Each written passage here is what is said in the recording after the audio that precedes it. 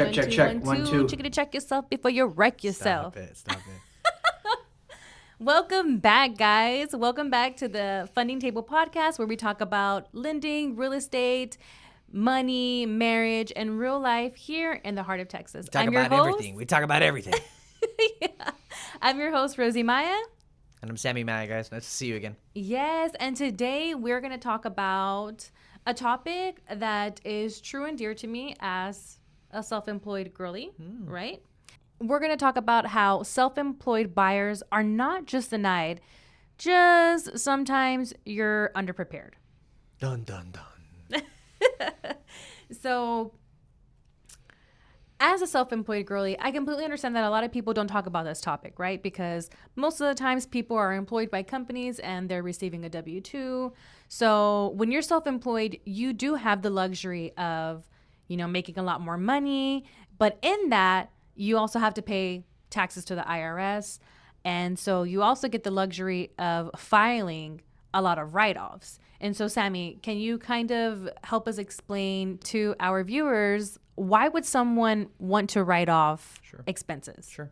So as a business owner or self-employed, you might be a self-contractor, you might be a subcontractor, whatever that looks like. But a reason that somebody who runs a business or is self-employed would want to write off expenses is because, we pay taxes to the IRS. And, there are ways that us as self-employed people or business owners can reduce the amount of taxes that we pay the IRS by filing our expenses, by filing our depreciation, by filing, any major one-time expenses, by filing our miles that we may use our business vehicle for. And so the whole purpose of, filing these expenses or writing off these expenses is to minimize the amount of taxes that we pay every year to the IRS and, basically to take advantage of those tax breaks. Okay, that makes sense. Now, let me ask you, what is the income calculation for a self-employed buyer? Sure. So when it comes to traditional programs, you're looking for, your minimum down payments, your standard FHA, conventional loan programs. So like those first-time home buyer programs. First-time home buyer programs, exactly. Okay. We are going to evaluate the trend of the business. So, what have you been filing for the past couple of years? What are your sales? What are your write-offs? What is your total net income? That's going to be, a really huge idea for you to, if you're self-employed out there, wrap your mind around this idea. A business might file $100,000 in sales, but if they had $90,000 in expenses, that would leave them with $10,000 net of income for the year. And that is going to be the income that we evaluate to consider as effective income for your mortgage loan application. So if you had a business that, did $1 million in sales, first of all, congratulations to you. That's awesome. But if you are filing, $900,000 in expenses, and at the end of the year, you only have $100,000 of net income, that $100,000 of net income is what's going to be used on your loan application, not the $1 million in sales. So we're looking at the trend over the past couple of years. We're looking at the write-offs. We're looking at your depreciation, and we're also looking at, that net income and evaluating that on a trend basis to consider it as income for your loan application. Okay, so let's go back to what you said. Sure. If I was making $100,000, had $90,000 worth of deductions, you'd basically only qualify me for just like based off of the $10,000 that I made the whole year, like under $1,000 a month. For that one year, remember I said we evaluate the trend, but considering for that 1 year, let's say you didn't have any other add backs into your income or anything like that, and just standard calculation, 100,000 in income, 90,000 in write-offs, only 10K net income after all your write-offs, then yeah, that $10,000 would be, your annual income for that tax return filing. Yikes. And there's Okay. there's other little a bit more intricate calculations involved when analyzing the tax returns, which is why it's important to work with a professional. There are many things to look back to add income back into the application, things that you may not need to account against a home buyer or somebody filing, a self-employer. So like there's a bunch of little caveats and nuances to the tax Right. returns, but just basically speaking, yes, that net income is what we're looking at more so than that gross amount of sales. So, what would be the benefit of writing off all of these write offs, like doing all of these deductions? What would be the benefit of that? Sure. So when you're a W-2 employee, you basically are getting taxes taken out of your pay stub every pay stub. And they're basically pre-collecting that tax up front. And then at the end of the year, when you file it, you might get some of your taxes back. Whereas somebody who's self-employed or runs a business or manages a business, they are not getting taxes taking out every paycheck or every sale or anything like that. They're not paying those taxes yet. We will pay them at the end of the year. And so when we document the expenses and document the write-offs, we do that so that, or you would do that so you don't have to pay as much taxes at the end of the year. They're basically tax breaks considering that your business has expenses and operation costs that are part of the business, not necessarily profit. And so by filing those, you get tax breaks and you pay less taxes. So it's a different world than if you were a W-2 employee. Sometimes as a W-2 employee, when you're filing your taxes at the end of the year, filing that W-2, you might be looking for, a tax refund, so to speak. But if you're running a business and you haven't been paying taxes all year, at the end of the year when that time comes, you're looking to pay a tax bill. And so write-offs help minimize that tax bill. Got you. Okay. I hope that makes sense. Yeah, it does make sense. Cool. And so let's say, because it's kind of tricky, right? It sounds can be. like it sounds. It can Well, be. yeah, it can be, right? But like it sounds like either I write off the deduction so that I don't have to pay as much taxes, or I kind of hold off a little bit on the deductions, even if I have them, so that it looks like I make more income. But then if you make more income on the net, it sounds like you're having to still pay the IRS Pay more taxes. taxes, right? Yeah, that's correct. Okay. So yeah, it can be tricky. And that's why, to reiterate your first phrase, is not that you would be necessarily denied. You might just be unprepared if you're not able to purchase a property right now as a self-employed business owner. You may be doing phenomenal sales, but you might be taking advantage of the tax breaks and incentives of filing expenses and write-offs and things of that nature. And which, hey, all power to you. That's what they're there for. But that might affect your overall income, and so Got you. we may have to look at not considering all of the expenses, so that you could have a bit more income net at the end of the year, and that would put you in a better position to purchase a home. But again, you're going to pay taxes. So if you don't write off, you file more income, there's going to be some taxes owed to the IRS. If you do write off, you show less income, but you also might pay less to the IRS. And so it's a give and take. And it all depends on how well the business is doing and what your goals are with that business income. Are you going to be buying a house? Are you going to be making a big purchase? And so getting prepared and filing accordingly is Okay, yeah, part yeah, of the yeah, game yeah, plan. yeah. I get you. So like, if I wasn't buying a house and the next year or two, then I could write off all my deductions, like that I really have proof of. I could write off all of my deductions, get with my CPA, write them off, and not have to pay so much in taxes. But if I'm considering buying a house, I either like do the deductions and maybe not qualify for a house, or I limit myself in the deduction so that I could net more income to be able to qualify for a house. 100% correct. And Okay. that's considering these first-time homebuyer programs that, allow you to purchase a property with very little down payment. Yeah.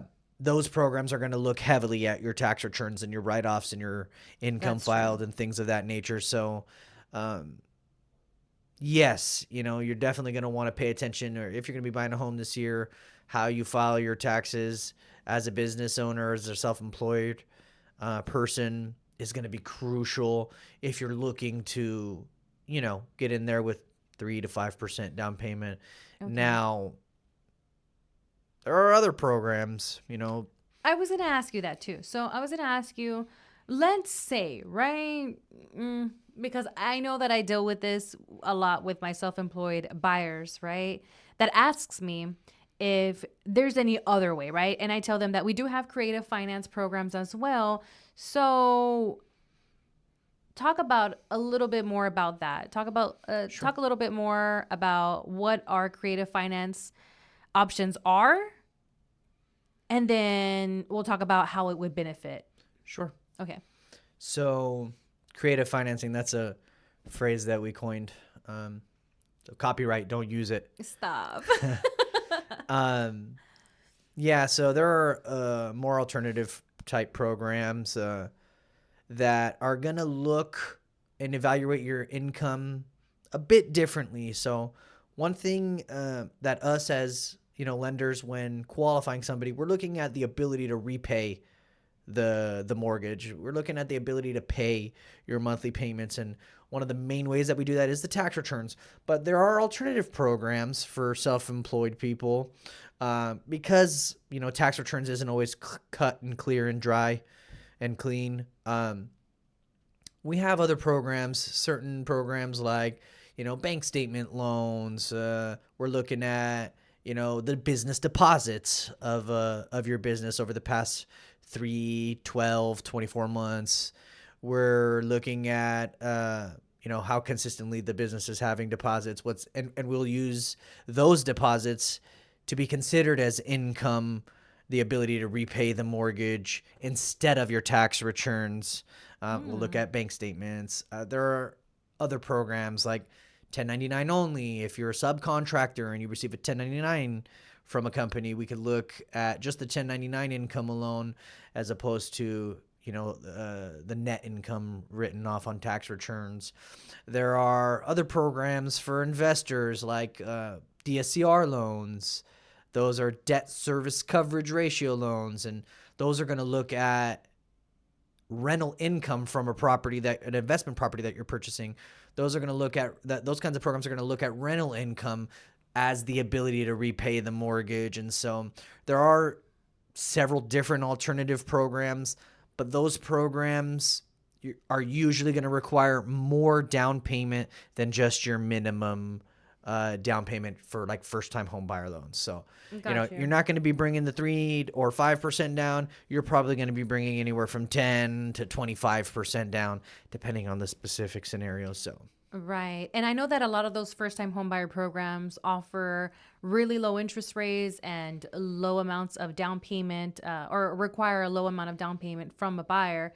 And so that's very tempting for first time home buyers to take advantage of that kind of absolutely. program, right? Absolutely. But I always get this too, right? Where maybe a self-employed buyer is like, you know what? No, like I have a time frame. I'm looking to buy within 3 to 5 months. It's because I'm about to have a baby, and no, like the wife is telling me that I need a house now. We need to get the nursery prepared, or I'm not interested in filing a lot of money.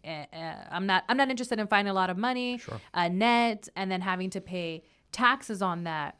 And the whole idea behind that is that a lot of buyers, especially me, and I know that this is not for everyone, right? Sure. But there are a few of us that think that why would I pay the IRS more taxes when I truly have all these deductions?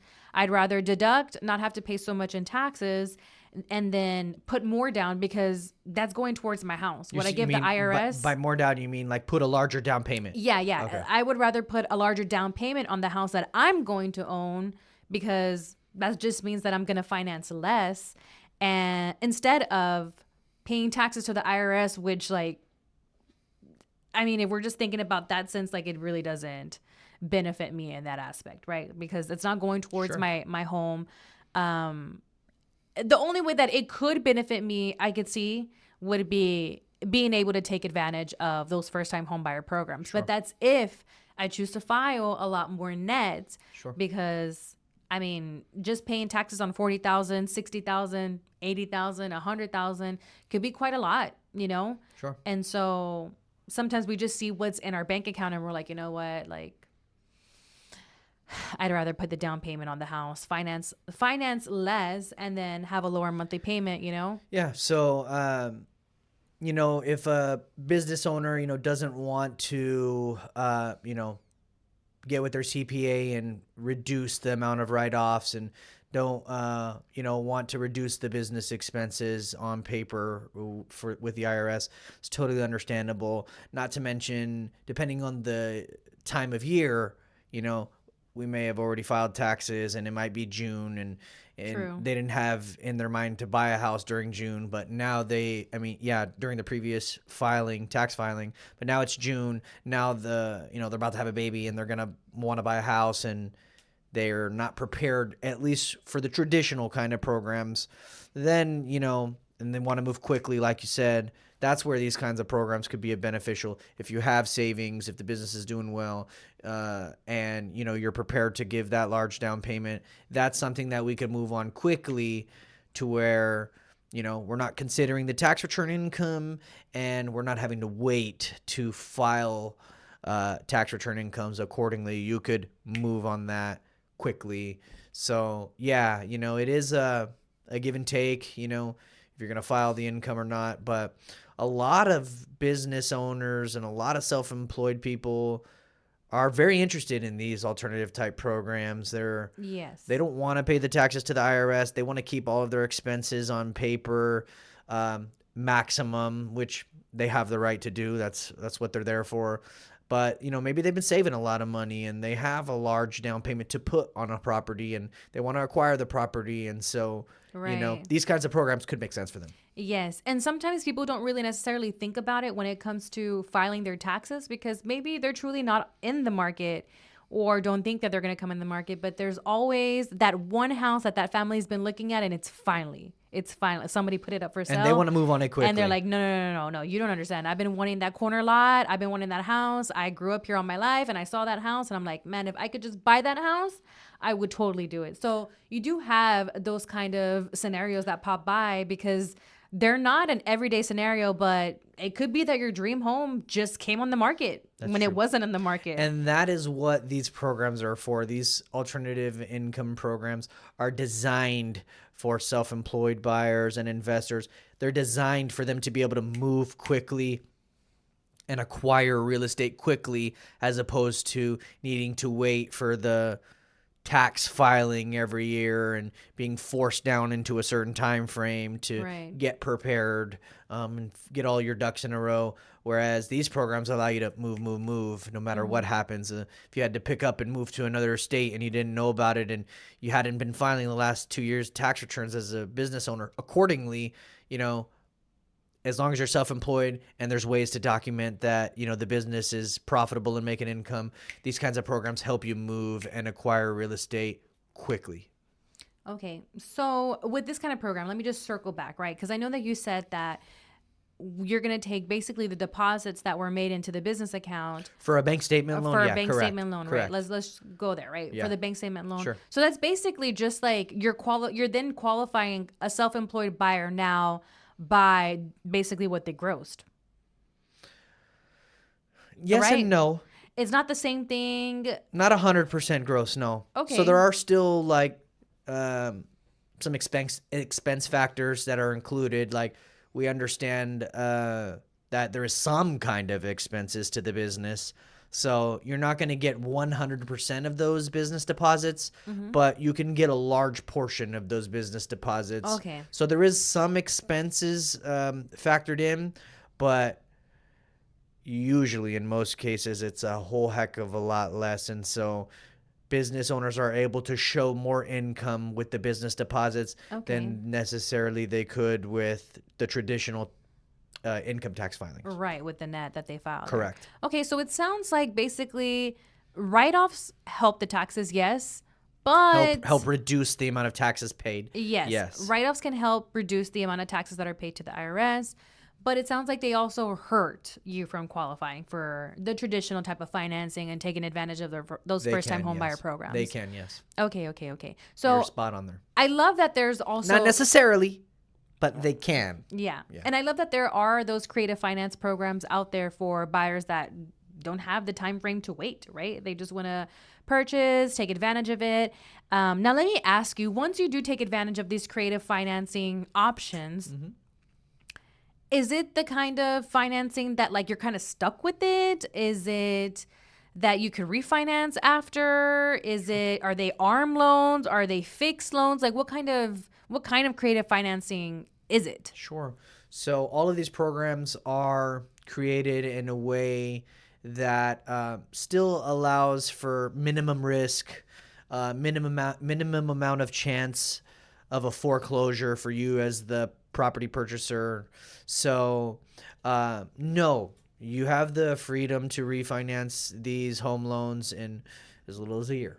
Like no issues, no worries whatsoever. You could get your taxes filed in the next year or two and then refinance the loan if you want and take advantage of lower rate. So yes, and then ARM, by ARM you mean like adjustable rate mortgages. Yes. No, these aren't necessarily adjustable rate mortgages. All of these kinds of loan programs can be originated with fixed interest rates, but depending on the investor or the home buyer, if they so choose to want an adjustable rate mortgage, they can also be originated in adjustable rate mortgages. But unless otherwise specified, they're all going to be generally fixed interest rates, unless you as the home owner or the business investor or unless you for some reason want an adjustable rate mortgage. So no, like they're not forced to be adjustable rate mortgages and you're not forced to keep the loans over time.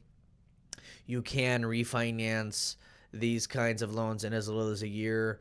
And the reason that you might want to is because these kinds of programs typically have slightly higher interest rates than your first-time homebuyer programs or the programs that you would qualify for if you showed all the income on your tax returns. So these kinds of programs, since we're not going to consider tax returns and we're going to show income in an alternative way, these kinds of mortgages come at a bit higher interest rates. And so like, if you could use these kinds of programs to acquire the property and then over the next year or two, file your taxes accordingly. And then if rates are lower than when you first purchased the property, refinance the property with a traditional program showing income on the tax returns. And so I hope that answers your question. Yeah, definitely. With these kind of creative financing programs, right? Let's just start with the bank statement loan. Like, what are the credit score requirements for a bank statement loan? Sure. So the minimum credit score requirement for a bank statement loan is going to be minimum 600 scores. Now, you're really going to want to hope for a bit higher of a credit score. Hopefully you're in the, 660, 680, 700s and above. That's going to put you that's going to put you in the driver's seat as far as being able to have access to best terms, lowest down payments, better interest rates. But technically, you're going to be at a minimum criteria needed of 600 credit score and above. Okay. Now, that 600 credit score, it might come with a heftier down payment. You might, at that kind of credit score, you might be required to put 20, 25% down. Whereas if you had a 700 credit scored, you could probably come in with as little as 10% down payment. So it'll depend, The Okay. lower the credit score, the more difficult the requirements might be as far as down payment, interest rate, things like that. The higher the credit score, the more flexibility you have with coming in with less down payment, lower interest rates are available, things like that. You. Yeah.